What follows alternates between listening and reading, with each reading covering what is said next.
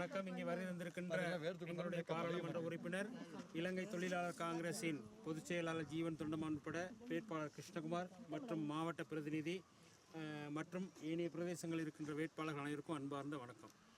இன்றைக்கி நிறைய பேசினார், தம்பி பேசினார், இப்போ உள்ள அரசாங்கத்தை பற்றியும் பேசினார். அண்ணா சொல்கிறார், ரொம்ப பேசிட்டார். இப்போ சம்பளத்தை பற்றியும் பேசினார். நம்மளுக்கு தெரியும், நம்மெல்லாம் இங்கே இந்த உங்கள் சூழல்லே வாழ்ந்து இங்கே பிறந்து வளர்ந்து நம்மக்கிட்ட பிரச்சனைகள்லாம் தெரிஞ்சுக்கிட்டு வந்து பேசும். நமக்கு யாருமே சொல்லிக் கொடுக்க வேண்டிய அவசியம் இல்லை. ஆனால் ஜனாதிபதி கொழும்புலேருந்து வந்தார்னா கேட்பாரு இங்கே என்ன பேசலாம் அப்படின்ட்டு. போன முறை சொல்லி கொடுத்தாங்க. இங்கே உள்ளவங்களாம் போய்ட்டு கொழும்புல ரொட்டி அடிக்கிறானுங்க, சரிதானே?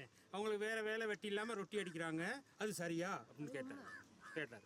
அதே மாதிரி இங்கே உள்ள பிள்ளைங்கள்லாம் கொண்டு போயிட்டு கொழும்புல வேலை வாங்கி வீட்டுகளில் வேலை வாங்குறாங்க. தலவாக்கல்ல உள்ள பிள்ளைகள்லாம் போயிட்டு வீட்டில் வேலை செய்யலாம் சொன்னார். யாராவது சொல்லி கொடுத்துருப்பாங்க. சொன்னோன்னே அதே வந்து இங்கே சொன்னோன்னு நம்ம தோழர் சொல்கிறது எவ்வளோ சரி, இந்த அம்மா சொல்கிற மாதிரி சரின்ட்டு அதை நாங்கள் சொல்லியிருந்தோம். என்ன சொல்லுவீங்க, பாருடா நாங்கள் வேலையெல்லாம் போயிட்டு கொழும்புல ரொட்டி அடிக்கிறத இவன் கேவலமாக பேசுகிறான், சரிதானே?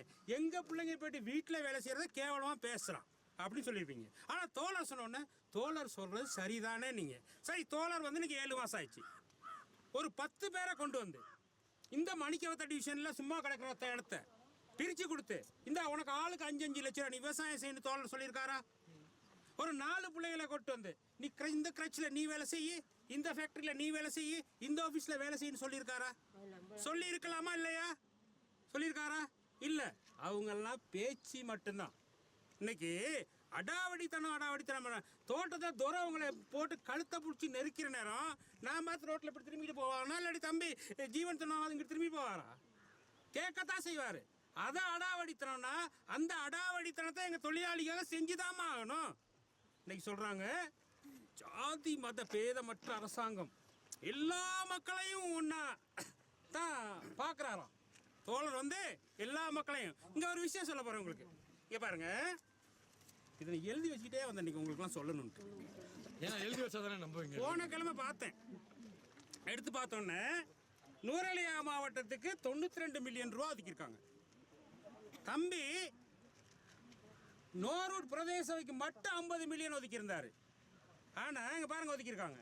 அங்குராங்கத்தைக்கும் மத்துரட்டைக்கு சேர்த்து அது அங்குராங்கத்தை ரெண்டாக பிரித்து போட்டாலும் அங்குராங்கத்தை பிரதேச செயலகத்துக்கு 25 மில்லியன். கொஞ்சம் கேட்டுங்கம்மா, கேளுங்க. 25 மில்லியன். வளப்பனைக்கு 23 மில்லியன். அங்குராங்கத்துக்கு 25 மில்லியன், வளப்பனைக்கு 23 மில்லியன், கொத்பலைக்கு 18 மில்லியன், அம்பகமைக்கு 6 மில்லியன், நோர்வூடுக்கு 7 மில்லியன், நுவரெலியாவுக்கு 7 மில்லியன், தலாக்கலைக்கு 6 மில்லியன். ஒரு விஷயம் மொத்தமாக என்ன சொன்னார்ல, 92 மில்லியன். நம்ம ஆட்சியில் இருக்கும்போது 550 மில்லியன் ஒதுக்கணும் நுவரெலியாவுக்கு. 550 எங்கே இருக்குது, 92 எங்கே இருக்குது? இதில் உங்களுக்கு தெரிஞ்சாகணும் அபிவிருத்தி எப்படி நடக்க போகுது. அது ஒன்று. ரெண்டாவது, நீ எல்லா மக்களையும் ஒன்றா தானே பார்த்துருக்கணும். நோர்வூடுக்காரனுக்கு 7 மில்லியன், அங்குராங்கத்தக்காரனுக்கு 25 மில்லியன். இப்போ ஜாதி மத பேதமற்ற அரசாங்கமா, எல்லா மக்களையும் நேசிக்கின்ற அரசாங்கமா? நீங்கள் புரிஞ்சுக்கணும், நம்ம சமூகத்தை சார்ந்தவர்கள் தான் நமது மக்களுக்கு தலைமை கொடுக்கணுங்கிறத நல்லா புரிஞ்சுக்கணும். முதலாவது விஷயம். இன்னைக்கு பாருங்க, மோடி வந்தார். இன்னைக்கு நாங்கள் கிட்ன செலவு செஞ்சுருக்கோம். இன்னொன்று கவிதா இன்னொன்று அங்கே ஒன்று இருக்குமே, இன்னொன்று பறிச்சுட்டு இருந்துச்சு. இங்கே ஒன்று செல்வின் இருக்குது, அங்கே ஒன்று கிட்னன் இருக்காரு, அங்கே ஒருத்தன் சரோஜா, இங்கே ஒன்று. இப்படிதெல்லாம் சொல்கிறாங்க நாங்கள்லாம் இந்திய வம்சாவளின்ட்டு. மோடி வந்தார் தானே, யாரை கூப்பிட்டாரு பேசுறதுக்கு? ஆளுங்கட்சியில் உள்ள அவங்களே கூப்பிட்டாரு? இல்லை, அவர் ஜீவன் தொண்டமானையும் செந்தில் தொண்டமானையும் தான் கூப்பிடுறாரு. ஏன் கூப்பிடுறாரு? இந்திய வம்சாவளி சமூகத்தின் அடையாளம் சொன்னால் அந்த அடையாளம் இலங்கை தொழிலாளர் காங்கிரஸ் அதன் தலைவர்கள் தான். அதை நம்ம புரிஞ்சுக்கணும். இன்னைக்கு அவங்க வந்து இனிக்க பேசுகிறாங்கங்கிறதுக்காக அவங்களுக்கு நாங்கள் வாக்களித்து எங்கிட்ட பலத்தை நீங்கள் குறைச்சிங்கன்னு சொன்னால் வெளிநாட்டுக்காரன் நம்மளை வந்து குறைவாக மதிச்சிடுவான்.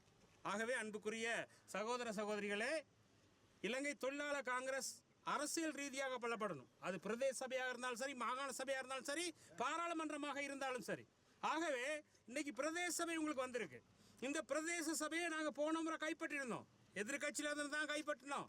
அன்னைக்கு நாங்கள் ஆளுங்கட்சியில் இருக்கல. ஆறுமுகந்தண்டம் ஐயா வந்து உங்கள்கிட்ட ஓட்டு கேட்குற நேரம் ஆளுங்கட்சி அமைச்சராக இருக்கல, எதிர்கட்சியில் தான் இருந்தார். ஆகவே எதிர்கட்சியில் இருந்து தான் போன முறையும் இந்த நோரூர் பிரதேச சபையை நாங்கள் ஆட்சி செஞ்சோம். அதே போல் இந்த முறை நோரூர் பிரதேச சபையை நாங்கள் தான் ஆட்சி செய்ய போகிறோம். இந்த வட்டாரத்தில் கிருஷ்ணகுமார் போட்டி போடுறாரு. சேவல் சின்னத்துக்கு நீங்கள் வாக்களித்து கிருஷ்ணகுமார் அவர்களை வெற்றி பெற செய்வதன் மூலமாக உங்களின் பிரதிநிதித்துவத்தை நீங்கள் உருவாக்கி கொள்ள முடியும் என்று கேட்டுக்கொண்டு விடைபெற்றுக் கொண்டு கிருஷ்ணகுமார் சில வார்த்தைகள் என்பிபி அரசாங்கம் அப்படின்ட்டு இது வந்து என்பிபி அரசாங்கம் போர்வையால் மாத்திரம்தான் என்பிபி அரசாங்கமாக போற்றப்பட்டிருக்குது. இது வந்து ஆல்ரெடி ஜேவிபி ஞாபகம் வச்சுக்கொள்ளணும். 83 கலவரங்களில் நாங்கள் பார்த்துருக்கோம். எங்களுடைய மக்கள் தேயிலைக்கு ஒண்டி போய் இப்படி தான் இருந்திருக்காங்க. ஆல்ரெடி எங்கள் வீட்டிலே நான் பார்த்துருக்கேன். இவ்வளோ பெரிய கத்தி வச்சுருந்தாங்க அந்த டைமில். ஏன்னு கேட்டால் 83 காலப்பகுதியில் பயந்து தேலைக்கு ஓடினவங்க நம்ம. அவங்க அதே உறுப்பினர்கள் தான் இன்று அதே அமைச்சர்களாக இருக்கிறாங்க. அவங்களே தான் பேர் மட்டும்தான் மாற்றம் பெற்றிருக்கு, தேசிய மக்கள் சக்தின்னு சொல்லி. அந்த தேசிய மக்கள் சக்தி இன்றைக்கி என்ன செய்து கொண்டு இருக்குது, எங்களுடைய மக்களை ஆட்சி செய்கிறாங்க. ஆனால் எப்படியான ஆட்சி, சரியான ஒரு கஷ்டமான ஒரு நிலைக்கு தள்ளப்பட்டிருக்காங்க. சம்பளமாக இருந்தாலும் சரி, சம்பளம் சொன்னார் ஜனாதிபதி சொல்லியிருந்தார் எங்களுக்கு. வந்த உடனே எங்களுடைய மக்களுக்கு நான் 2030 ரூபா சம்பளத்தை வழங்குவேன் என்று. அது மாத்திரமல்ல, எங்களுடைய சமூகத்தை இழிவுபடுத்தியிருந்தார். எப்படி எங்களோட பிள்ளைகள் அவ்வளோ பேரும் தோட்டத்தில் போயிட்டு ரொட்டி அடிக்கிறாங்க, கோப்பை கழுவி கொண்டு இருக்காங்கன்ட்டு. அவர்களுக்கான தீர்வை என்னத்தை வழங்கியிருக்காரு? 7 மாதம் ஆச்சு அந்த அரசாங்கம் வந்து. இப்போ 7 மாதத்தில் எங்களோட மக்களுக்கு என்ன செஞ்சுருக்காங்க சொல்லுங்க. அப்போ ஒரு இதுவுமே இல்லை. சும்மா வாய் வார்த்தைகளை மட்டும் வெளியிடுறாங்க. அவங்க இதை செஞ்சு தாரோம், அதை செஞ்சு தாரோம்னு சொல்லி. ஆனால் அது ஒன்றுமே இல்லை. அதே சந்தர்ப்பத்தில் அவங்கள 159 பார்லமெண்ட் உறுப்பினர்கள் இருக்காங்க. அவரோட சேர்த்து 160 பேர் இருக்காங்க. இந்த 160 பேர் என்ன செய்கிறாங்க சொல்லுங்க பார்ப்போம். எங்கள் மக்களுக்காக குரல் கொடுக்குறாங்களா?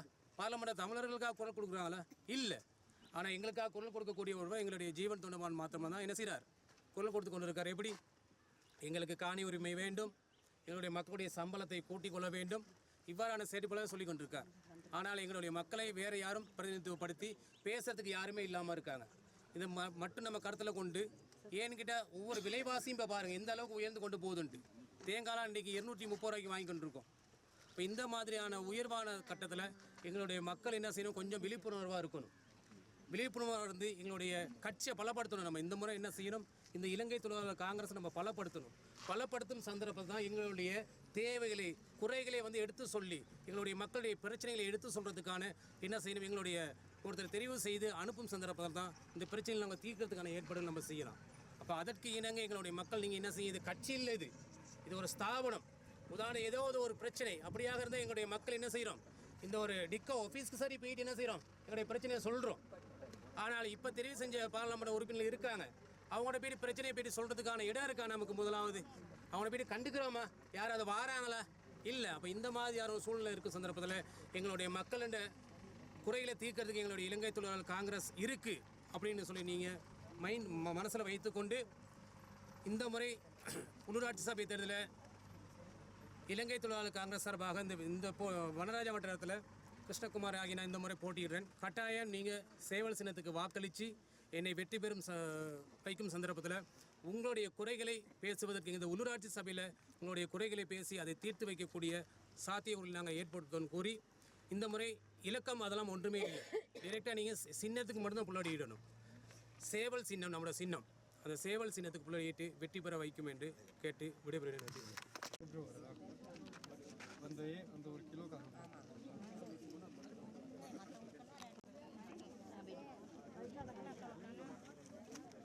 இல்லை, நான் ஒரு டிஸ்கஷன் வேணால் கூப்பிடுங்க, பேசி